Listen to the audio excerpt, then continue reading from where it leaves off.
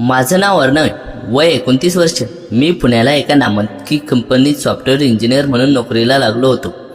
कंपनीने मला सुरुवातीला राहण्यासाठी एक फ्लॅट दिला होता, पण तो परिसर खूप गर्दीचा आणि गोंगाटाचा होता. तिथे मला एकटेपणा आणि अस्वस्थता जाणवायची. शेवटी कंटाळून मी राहण्यासाठी एका शांत स्वतंत्र भाड्याची खोली शोधायला सुरुवात केली. शोधता शोधता एका शांत हिरव्यागार गल्लीत मला एक जुने पण अतिशय व्यवस्थित राखलेले टुमदार घर सापडले. घराच्या गेटवर एक पाटी लावली होती, स्वतंत्र खोली भाड्याने देणे आहे, कुटुंबाला प्राधान्य. मी पुढे जाऊन दरवाजा वाजवला. आतून हलक्या पावलांचा आवाज आला आणि काही क्षणात दरवाजा उघडला. दरवाजा उघडताच समोर ती उभी होती. त्या घराची घरमालकीन मीरा. तिचे वय साधारण 35-36 असावे. गोरी पान कांती, खांद्यावर सोडलेले लांब काळेभोर केस आणि डोळ्यात एक अनामिक शांतता, ज्याच्या मागे एक सुप्त उदास छटा लपलेली होती. तिने अगदी साधी सुती पिवळी साडी नेसली होती आणि हातात साध्या काचेच्या बांगड्या होत्या. तिचा चेहरा देखणा होता, पण त्यावर वर्षानुवर्षाचा एकटेपणा स्पष्ट जाणवत होता. या आत या. तिचा मऊ आवाज थोडा थकलेला वाटला. मी आत गेलो. खूप मोठं आणि पारंपरिक पद्धतीचं होतं. जुन्या काळाची लाकडी जिने, चकचकीत स्वच्छ फरशी, मोठा हॉल आणि वरच्या मजल्यावर एक सुंदर बाल्कनी होती. तिने मला वरच्या मजल्यावरची खोली दाखवली. खोली मला खूप आवडली. तिला स्वतंत्र बाथरूम, एक छोटी बाल्कनी आणि खिडकीतून बाहेरची हिरवीगार झाडी दिसत होती. पुण्याच्या गर्दीत मला हवी असलेली शांतता तिथे होती. मी लगेच खोली घेण्याचं ठरवलं. मी भाड्याबद्दल विचारले तेव्हा तिने काही साधे नियम सांगितले. रात्री 11 नंतर मोठा आवाज नको, स्वयंपाकघर वापरायचे असल्यास आधी सांगा आणि वरच्या खोली व्यतिरिक्त इतर खोल्या माझ्या खाजगी असतील. मी मान डोलावली. पैशाचा व्यवहार पूर्ण करून मी त्याच विकेंडला सामान तिथे शिफ्ट केले. सुरुवातीच्या पहिल्या काही दिवसात आमच्यात फारसे बोलणे झाले नाही. मी सकाळी लवकर ऑफिसला निघून जायचो आणि रात्री उशिरापर्यंत परतायचो. ती बहुतेक वेळा स्वयंपाकघरात आणि खालच्या बाल्कनीत असायची. आमची भेट झालीच फक्त नमस्कार किंवा चहा घ्या एवढ्यापुरतीच मर्यादित असायची. पण तिच्या हालचाली पाहताना मला नेहमी जाणवायचं की ती एवढ्या मोठ्या घरात पूर्णपणे एकटी आहे. त्या अथांग शांततेत फक्त तिची पावले आणि तिचा श्वास घुमत असायचा. एकदा रात्री मी ऑफिसमधून खूप उशिरा आलो. प्रचंड थकलो होतो. जिन्याने वर जाताना स्वयंपाकघराकडून चहाचा सुंदर सुवास आला. मी सहज आत डोकावलं. मीरा चहा करत होती. तिने केस वर बांधले होते आणि कपाळावर हलका घाम होता.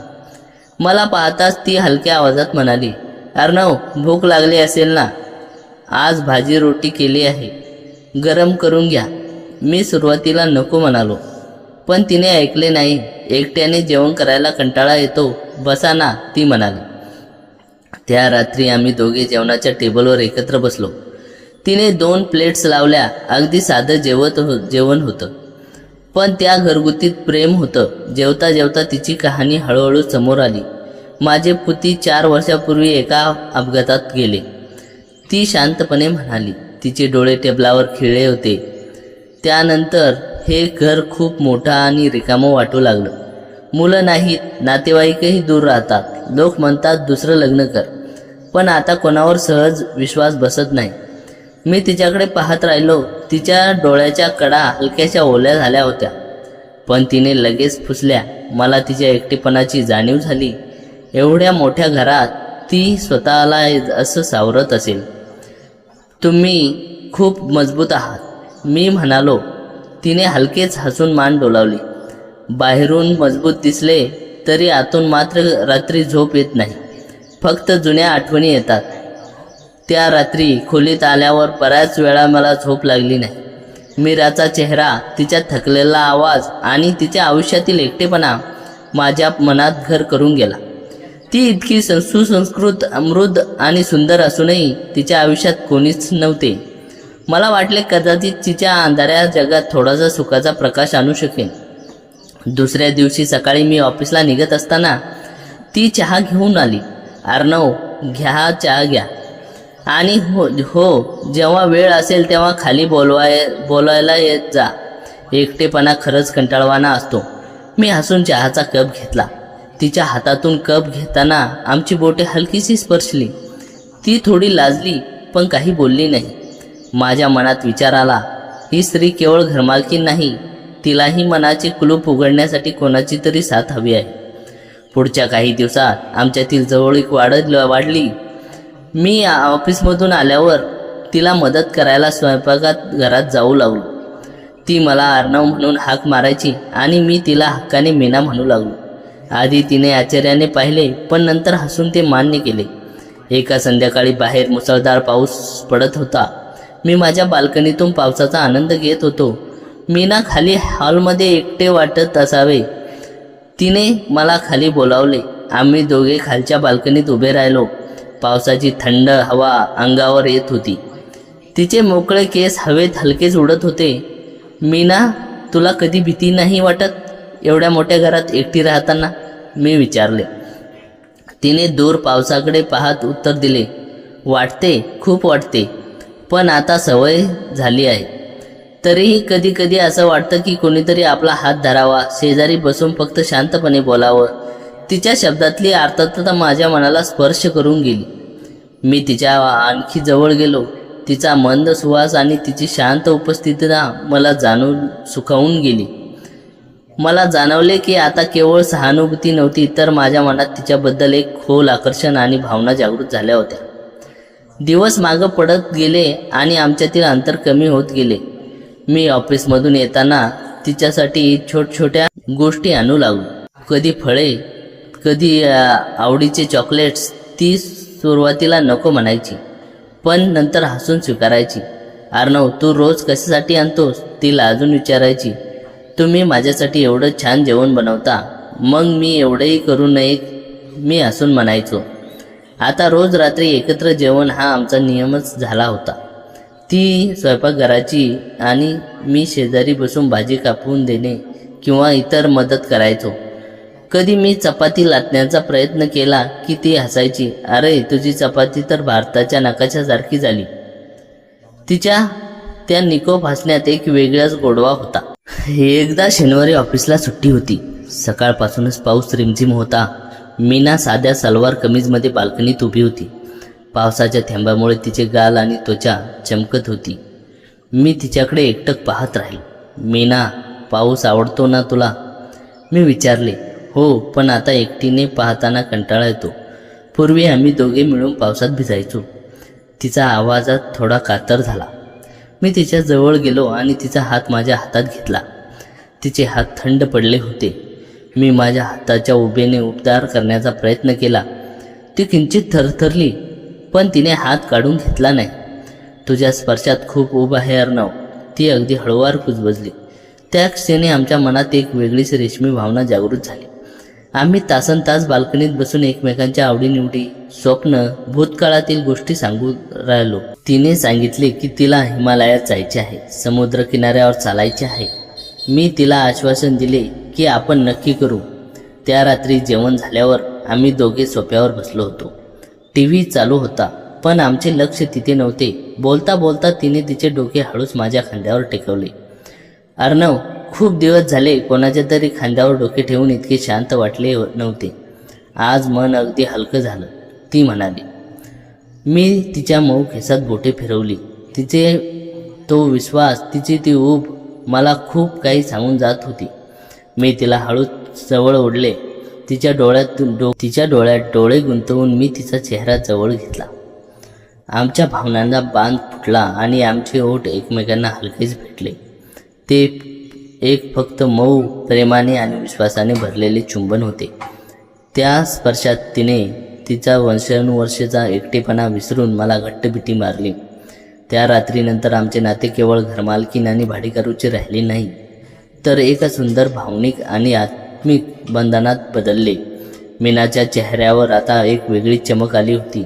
पूर्वीची उदास सावली पूर्णपणे नाहीशी झाली होती. रविवारी दिवस आम्ही दोघे फिरायला गेलो. अनओळखीचे लोक पाहत होते, पण मीनाला आता जगाची पर्वा नव्हती. ती हसतमुख झाली होती. एका रात्री आम्ही गच्चीवर चांदण्या पाहत बसलो होतो तेव्हा ती थोडी भावनिक झाली. अर्णव, मला भीती वाटते. हे सगळं स्वप्न तर नाही ना? हे कधी संपणार तर नाही ना? मी तिला माझ्या कुशीत घट्ट धरले आणि तिच्या कपाळावर चुंबन घेत म्हटले, हे स्वप्न नाही मीना, हे सत्य आहे. मी तुझ्या आयुष्यात आलो आहे ते तुला कधीही सोडून जाण्यासाठी नाही. तुझ्या प्रत्येक सुखादुःखात मी तुझ्यासोबत असेन. त्या मोठ्या घरात आता तू सुतकी शांतता किंवा एकटेपणा नव्हता. तिथे आता प्रेम होते, एकमेकांना विश्वास होता, हास्य होतं आणि दोन जीवांना अनंत काळासाठी सुंदर साथ होती. पुण्यातील त्या जुन्या शांत घरात आता वेगळीच सुखाची वीण विणली गेली होती. अर्णव आणि मीना यांच्यातील नाते आता केवळ एकाच छताखाली राहणाऱ्या दोन व्यक्ती राहिले नव्हते, तर ते एकमेकाच्या आत्म्याचा भाग झाले होते. पण नियतीच्या मनात काहीतरी वेगळं शिजत होतं. ज्या शांततेने अर्णवचे स्वागत केले होते तीच शांतता आता एका वादळाची पूर्वकल्पना देणार होती. त्या सुंदर रात्रीनंतर काही आठवडे अगदी स्वप्नवत गेले. मीनाच्या चेहऱ्यावरचे ते हास्य पाहून अर्णवला वाटायचे की आपण तिच्या आयुष्यात सगळा अंधार कायमचा दूर केला आहे. पण म्हणतात ना, काही गोष्टी जितक्या सहज आणि सुंदर दिसतात तितक्या नसतात. सुरुवात झाली एका छोट्याशा घटनेने. जुन्या काळाच्या त्या मोठ्या घरात एक नियम होता. मीना दररोज सकाळी देवाऱ्यात आणि तुळशीपाशी ताजी सुवासिक फुले वाहायची. पण एक सोमवारी सकाळी अर्णव जेव्हा चहासाठी खाली आला तेव्हा त्याला काहीतरी विचित्र दिसले. देवाऱ्यासमोर कालचीच सुकलेली फुले तशीच होती आणि त्यावर धुळीचा एक हलकासा थर साचला होता. मीना, जी स्वच्छतेने प्रचंड भक्ती होती, तिच्याकडून हे होणे अशक्य होते. मीना अर्णवचे स्वयंपाकघरावर टोकावत हाक मारली. मीना तिथे नव्हती. तो हळूहळू तिच्या खोलीकडे गेला. दरवाजा किलकिला होता. मीना पलंगावर बसली होती. तिचे डोळे शून्य नजरेने खिडकीबाहेर पाहत होते. तिचे केस विस्कटलेले होते आणि नेहमी उत्साहात गजबजणारा तिचा चेहरा आज कमालीचा फिकट आणि थकलेला दिसत होता. मीना, काय झालं? तब्येत ठीक नाही का तुझी? अर्णवने तिच्या जवळ जात तिच्या खांद्यावर हात ठेवला. तिचा खांदा कमालीचा थंड होता. अर्णवच्या तो स्पर्श ती दचकली. जणू ती कोणीतरी खोल विचारातून एकदम जागी झाली होती. तिने अर्णवकडे पाहिले, पण तिच्या डोळ्यात नेहमी दिसणारे ते प्रेम आणि जवळीक गायब झाली होती. तिथे फक्त एक अनामिक भीती आणि अनोळखीपणा होता. काही नाही अर्णव, जरा डोकं दुखत आहे. मी ठीक आहे, ती अत्यंत क्षीण आवाजात म्हणाली आणि तिने बळजबरी ओठावर हसू आणण्याचा प्रयत्न केला. अर्णवला काहीतरी खटकले, पण त्याने जास्त विचार केला नाही. ऑफिसचा वेळ होत असल्यामुळे तो चहा पिऊन निघाला. त्याच रात्री साधारण 2च्या सुमारास अर्णवला अचानक जाग आली. बाहेर पावसाची रिमझिम सुरू होती. घरात पूर्ण शांतता होती. फक्त भिंतीवर घड्याळाची टिकटिक ऐकू येत होती. अचानक अर्णवचे कान टवकारलेले गेले. टप टप टप. खालच्या मजल्यावरून कोणाच तरी चालण्याचा आवाज येत होता, पण ते चालणे नेहमीसारखे नव्हते. पावले जड होती, जणू कोणीतरी पाय फरफरत चालत होते. अर्णवला वाटले मीना असेल, कदाचित तिला पाणी हवे असेल. तो हळूच बेडवरून उठला आणि खोलीचा दरवाजा उघडून जिन्यापाशी आला. खालच्या हॉलमध्ये मंद दिवा जळत होता. अर्णवने जिन्यावरून खाली पाहिले आणि त्याच्या अंगावर सरसरून काटा आला. हॉलच्या मध्यभागी असलेल्या मोठ्या जुन्या आरशासमोर मीना उभी होती. ती साडीत नव्हती. तिने पांढऱ्या रंगाचा एक जुना सलवार कमीज घातला होता. तिच्या हातातील काचेच्या बांगड्या किणकिणीत आवाज शांतता थरकाप उडवत होता. ती आरशात स्वतःकडे पाहत नव्हती, तर आरशाशी पुटपुटत बोलत होती. मी नाही विसरले, मी अजून इथेच आहे. तो आलाय, पण मी त्याला सांगणार नाही. ती अतिशय संत आणि गंभीर आवाजात बोलत होती, जो तिचा मूळ आवाज वाटतच नव्हता. मीना अर्णवचे जिन्यावरून भीतीयुक्त आवाजात हाक मारली. त्याच्या आवाजाने मीना एकदम शांत झाली. तिने वळून जिन्याकडे पाहिले. हॉलमधून मंद प्रकाशात तिचे डोळे एरवीपेक्षा मोठे आणि गडद वाटत होते. ती काहीही न बोलता अगदी शांतपणे आपल्या खोलीत निघून गेली आणि दरवाजा बंद केला. अर्णव तिथे गोठून उभा राहिला. त्या रात्री त्याला एक क्षणही झोप लागली नाही. दुसऱ्या दिवशी ऑफिसमध्ये अर्णवचे कशातच लक्ष लागत नव्हते. मीनाचे ते बदललेले रूप, तिचे आरच्यासमोर पुटपुटणे आणि ती भीती हे सगळं त्याच्या मनाला पोखरत होतं. तिने आपल्या पतीच्या अपघाताविषयी सांगितलं होतं, पण खरंच तेवढं सत्य होतं का? दुपारी लंच टाईममध्ये अर्णवने एका गोष्टीचा निर्णय घेतला. तो त्या परिसरातील जुन्या लोकांकडून या घराविषयी माहिती काढणार होता. ऑफिस सुटल्यावर तो थेट पुण्याच्या त्या जुन्या गल्लीत आला. घरापासून थोड्या अंतरावर एक जुना किराणा दुकान होते, जिथे एक वृद्ध आजोबा बसायची. अर्णव तिथे गेला आणि त्याने सामान विकत घेण्याच्या बहाण्याने गप्पा सुरू केल्या. आजोबा, मी त्या घरासमोर मोठ्या जुन्या घरात भाड्याने राहतो. खूप शांत आणि चांगलं घर आहे, अर्णवने सहज विचारले. आजोबांनी चष्म्यातून अर्णवकडे पाहिले. त्यांच्या चेहऱ्यावर भाव अचानक बदलले. तू तू त्या घरात राहतोस? आनंदराव यांच्या घरात? आनंदराव नाही, तिथे तर मीना मॅडम राहतात. त्यांच्या पतीचे नाव बहुधा वेगळे होते. अर्णव गोंधळला. आजोबांनी आजूबाजूला पाहिले आणि आवाज बारीक करत म्हणाले, बाळा, आनंदराव हे नेहमी मीनाचे पती नव्हते, ते तिचे सासरे होते. त्या घराचा इतिहास खूप वाईट आहे. 4 वर्षापूर्वी त्या घरात केवळ एक अपघात झाला नव्हता, तर काहीतरी भयंकर घडलं होतं. अर्णवचे हृदयाचे ठोके धडधडू लागले. काय घडलं होतं आजोबा? मीनाचा नवरा समर हा अत्यंत संशयी आणि तापट माणूस होता. लोक म्हणतात की त्याचे आणि मीनाचे संबंध अजिबात चांगले नव्हते. एका रात्री त्या घरात खूप मोठा वाद झाला. दुसऱ्या दिवशी समरचा मृतदेह घरच्याच्या मागच्या विहिरीतून सापडला. पोलिसांनी त्याला अपघात किंवा आत्महत्या मानून फाईल बंद केली, कारण आनंदरावची बाजारात खूप मोठी पत होती. पण त्या घटनेनंतर काही दिवसातच आनंदरावचाही धक्का बसून मृत्यू झाला. तेव्हापासून मीना त्या घरात एकटीच राहते. पण जुने लोक म्हणतात. आजोबा क्षणभर थांबले. काय म्हणतात? अर्णवचे श्वास रोखून विचारले. म्हणतात की समरचा आत्मा आजही त्या घरात आहे. तो मीनाला तिथून बाहेर पडू देत नाही आणि कोणा दुसऱ्याला तिच्या आयुष्यात येऊ देत नाही. यापूर्वी 2 भाडेकरू तिथे आले होते, पण ते महिनाभरातच घर सोडून पळून गेले. त्यांना रात्री कोणाचा तरी गळा दाबल्यासारखा भास व्हायचा. आजोबांनी शब्द ऐकून अर्णवच्या कपाळावर घामाचे थेंब जमा झाले. तो तशाच अवस्थेत घराकडे निघाला. घरी पोचला तेव्हा त्याला संपूर्ण घरात अंधार होता. बाहेर वादळी पाऊस सुरू झाला होता आणि विजांचा कडकडाट होता. अर्णवचा हॉल दिवा लागला. घरात प्रचंड शांतता होती, जणू काहीतरी अघटित घडणार होते. तो धावत वरच्या मजल्यावर त्याच्या खोलीत गेला. तिथे बेडवर एक जुनी तुळीची माखलेली डायरी ठेवली होती. अर्णवने ती कधी पाहिली नव्हती. त्याने धाडसाने ती डायरी उचलली आणि उघडली. ती मीनाचे पती समीर याची डायरी होती. त्याने पाने उलटायला सुरुवात केली. सुरुवातीला सर्व सामान्य होते, पण शेवटच्या पानावर जे लिहिलं होतं ते वाचून अर्णवच्या पायाखालची जमीन सरकली. 14 नोव्हेंबर 2011. मीनाला वाटतंय की ती माझ्यापासून तिचं गुपित लपवू शकते. तिला या घरातून पळून जायचं आहे.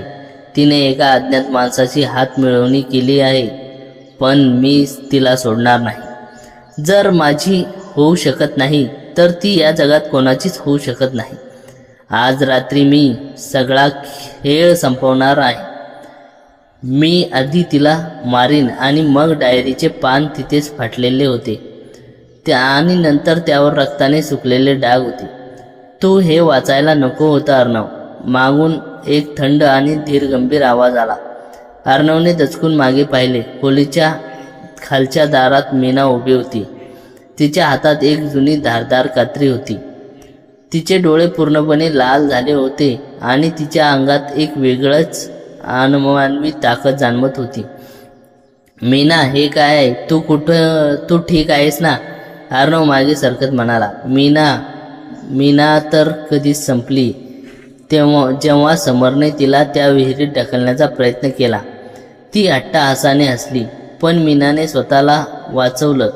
तिने समरला धक्का दिला. हो, मीच त्याला मारलं. पण तो गेला नाही अर्णव. तो अजूनही इथेच आहे. तो माझ्या डोक्यात बोलतो.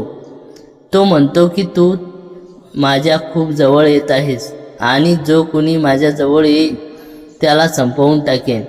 विजेच्या एका मोठ्या कडकडाटासह घरातील दिवे अचानक बंद झाले. संपूर्ण घर अंधारात बुडाले. अंधारात अर्णवला फक्त मीनाच्या हातातील कात्री चमकत होती आणि तिचे वेगाने चालणारे श्वास ऐकू येत होते. अचानक त्याला जाणवले की कोणीतरी अंधारात त्याचा गळा आवळण्याचा प्रयत्न करत आहे. ते हात मीनाचे होते की त्या घरातल्या कोणीतरी अदृश्य शक्तीचे. मीना स्वतःला सावर, मी तुझ्यासोबत आहे, अर्णवने जीवाच्या आकांताने ओरडण्याचा प्रयत्न केला. पण त्या आवाज दाबला जात होता. अंधाराने संपूर्ण खोलीचं आपल्या कचाट्यात घेतले होते. अर्णवचा श्वास गुदमरत होता. मीनाचे की तिच्या शरीरावर ताबा मिळवलेल्या त्या अदृश्य शक्तीचे हात त्याच्या गळ्याभोवती घट्ट होत चालले होते. कात्रीची ती तीक्ष्ण धार विजांच्या प्रकाशात चमकत होती. अर्णवने त्याच्या आयुष्यात कधीच इतकी भीषण परिस्थिती अनुभवली नव्हती. मीना थांब, मी समर नाही, मी अर्णव आहे. त्याने आपल्या संपूर्ण ताकदीनिशी ओरडण्याचा प्रयत्न केला, पण गळा दाबला गेल्यामुळे त्याचा आवाज केवळ एका आर्त किंचाळीसारखा बाहेर पडला. अर्णवला जाणीव झाली की जर त्याने आता काही केले नाही तर त्याचा खेळ इथे संपणार. त्याने आपले दोन्ही पाय गोळा केले आणि समोरच्या उभ्या असलेल्या मीनाच्या पोटावर जोरदार लाथ मारली. त्या धक्क्याने मीना मागे सरकली आणि सोफ्यावर जाऊन पडली. तिच्या हातातील कात्री जमिनीवर पडली आणि त्याच खणखण आवाजात खोलीत घुमू लागला. अर्णवने स्वतःला सावरले आणि तो जोरजोरात खोकत खोलीच्या बाहेर धावला.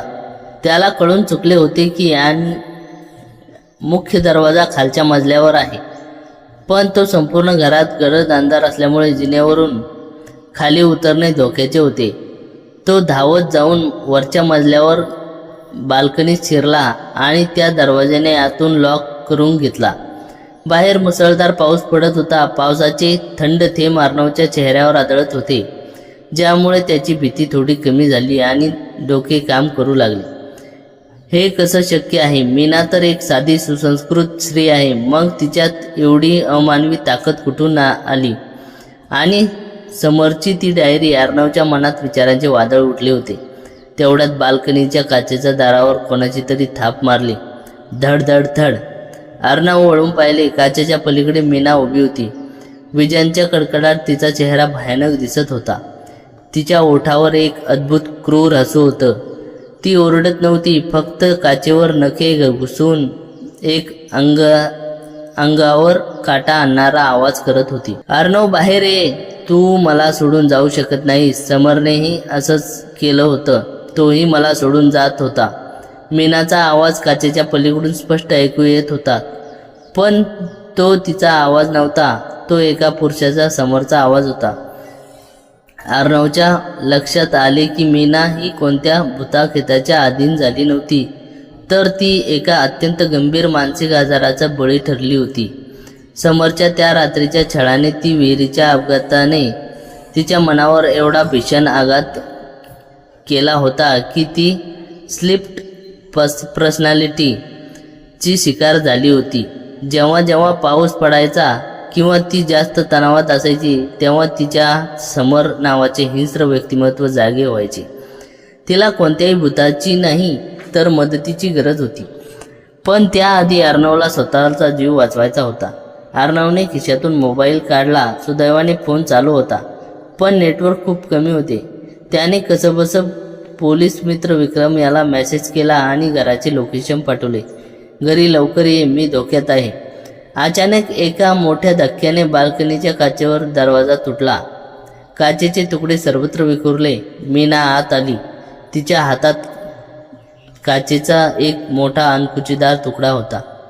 खेळ संपला अर्णव. ती त्याच्यावर धावून आली. अर्णवने मागे सरकत तिचा हात पकडण्याचा प्रयत्न केला. दोघांमध्ये जोरदार संघर्ष सुरू झाला. मीराचा वार अर्णवच्या हाताला बसला. वेदनेने अर्णव कळवळला, पण हिम्मत हरली नाही.